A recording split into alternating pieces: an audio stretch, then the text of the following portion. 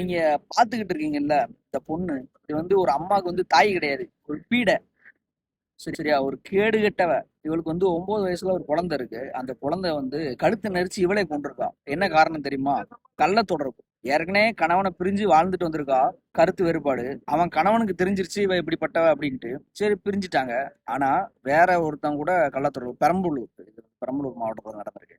கள்ள தொடர்பு இருக்கிறதுனால நைட் அந்த குழந்தை வந்து சாப்பிட்டுட்டு தூங்கின குழந்தை நைட்டு செத்து போச்சான். ஆஸ்பத்திரியில கொண்டு போய் சேர்த்திருக்காங்க. உடற்கூறு ஆய்வு செஞ்சதுக்கு அப்புறம் தான் தெரியுது கழுத்தை நல்லா இறுக்கி நெரிச்சு கொல்லப்பட்டிருக்கு அப்படின்னு தெரிய வருது. அப்புறம் போலீஸ் வந்து விசாரணை பண்றாங்க.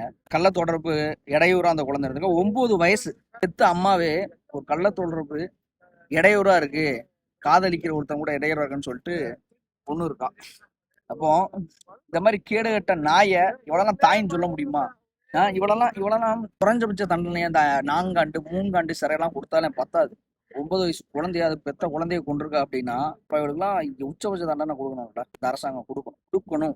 காலையில எழுந்துச்சு பார்த்தாலே இந்த இவளோட முகரம் தான் வருது. சரி, கேவலமா இருக்கு.